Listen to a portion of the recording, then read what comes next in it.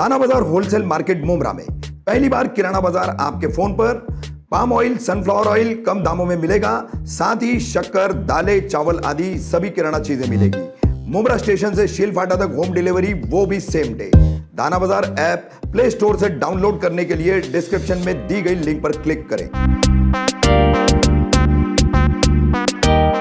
गुरुग्राम में नमाज की जगह हुई गोवर्धन पूजा, भाजपा नेता कपिल मिश्रा का विवादित भाषण।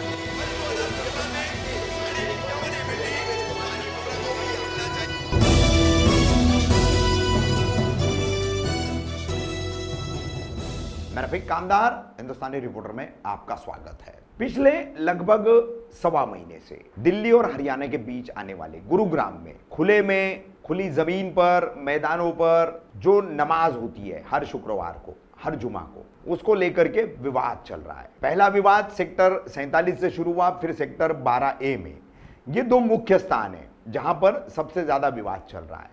सेक्टर 12A की नमाज पढ़ने की जगह पर संयुक्त हिंदू संघर्ष समिति ने ऐलान किया था कि 5 नवंबर को यहां पर दिवाली के मौके पर गोवर्धन पूजा की जाएगी, जिसके लिए दिल्ली भाजपा के विवादित नेता कपिल मिश्रा को बुलाया गया था। कपिल मिश्रा यहां पहुंचे, पूरा घटनाक्रम, उसके वीडियोस हम आपको दिखा रहे किस तरह से यहां गोवर्धन पूजा की गई।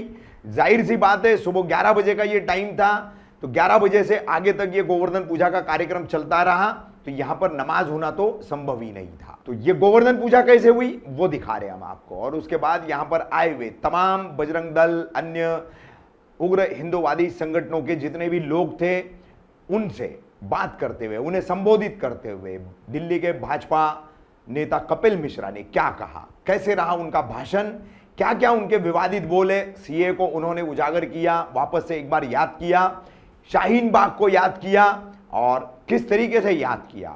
और जितना दबाओगे दीवार से, अगर ले जाकर के बिल्कुल दबा दोगे तो फिर धक्का मारना तो बनता ही है, ये उन्होंने कहा। देखिए किस तरीके से शुक्रवार 5 नवंबर को गुरुग्राम सेक्टर 12A की नमाज पढ़ने की जगह पर गोवर्धन पूजा हुई और कैसे कपिल मिश्रा का यह विवादित भाषण रहा। सिया राम जय जय राम, सिया राम जय जय राम,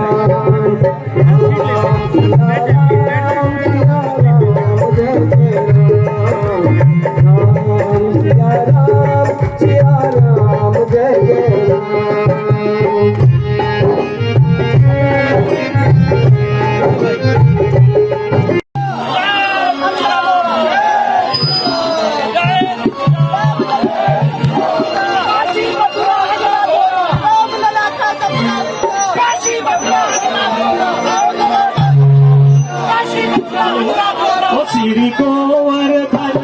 मैं एक बात कहना चाहता हूं, कल दिवाली का दिन था और बहुत सारे फरमान, ऑर्डर, तानाशाही ये पूरे देश में हिंदू समाज के ऊपर थोपी गई।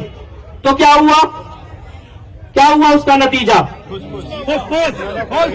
ये बात सबको समझनी होगी कि जितना दबाओगे, जितना अत्याचार करोगे, हम बड़े शांति से रहने वाले लोग हैं, व्यक्तिगत मानते हैं अपने धर्म को, सार्वजनिक नहीं मानते हैं, लेकिन अगर दबाओगे तो वही होगा जो कल रात को पूरे देश में हुआ है। आपको समझना होगा, हमारे व्यक्तिगत जीवन में गैर जरूरी दखलंदाजी बंद कीजिए। सड़कें क्या होती हैं? सड़कों का उपयोग अपनी राजनीति के लिए मत कीजिए। हमने शाहीन बाग में देखा था, ये सारी सड़कें बंद करके क्या तमाशा किया गया था। क्या हुआ? हो गया सीए वापस? हो गया? सड़कें और शरीर में बहती चलती हुई धमनियां और नसें ब्लॉक नहीं की जा सकती, शरीर रुक जाता है, और सड़कें ब्लॉक नहीं की जा सकती, शहर और देश रुक जाता है। आपको यह बात समझनी होगी, क्योंकि जो चित आप पाल रहे हो वो चित अगर हम करने लगे तो हफ्ते का ऐसा कोई दिन नहीं है जिस दिन हमारी कोई पूजा ना होती हो। और शुक्रवार को तो वराह अवतार की पूजा होती है।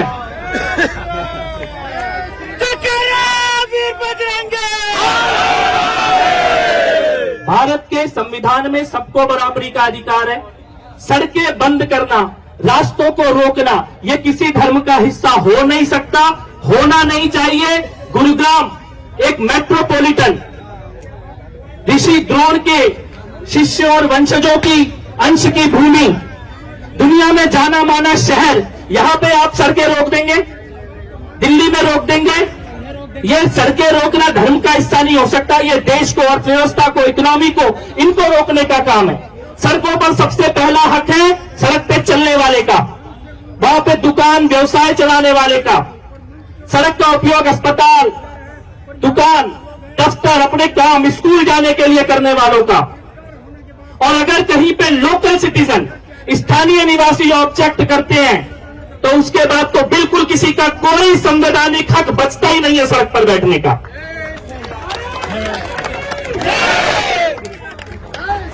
मैं केवल इतना ही कहना चाहता हूं, ये तो साल में एक दिन आने वाली गोवर्धन की पूजा है, इसके लिए हम लोग यहां पर आज यहां पर इकट्ठा हुए हैं। लेकिन इस उदाहरण को आप समझिए कि अगर ये ही करने लगे आपके जवाब में, तो सड़कें सबकी बंद हो सकती हैं, रास्ते सबके बंद हो सकते हैं। इसीलिए परस्पर सम्मान के साथ, एक दूसरे की इज्जत के साथ आप अपने जो निर्धारित धर्म स्थान है उसके अंदर अपनी पूजा व्यवस्था कीजिए।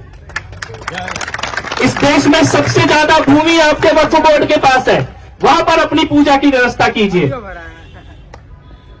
लेकिन ये जिद, और उसके बाद बाहर से लोगों को बुला के भीड़ इकट्ठी करना, दूर दूर से लोगों को बुला के शक्ति प्रदर्शन की कोशिश करना, इसका कोई अंत नहीं है अगर ये करने पे आ जाए तो गुरुग्राम की धरती से पूरे भारत में, क्योंकि ये समस्या केवल यहां की नहीं है, बाकी लोग केवल चुपचाप देख रहे हैं, लेकिन पीड़ा सबको हो रही है, मुश्किल सबको हो रही है।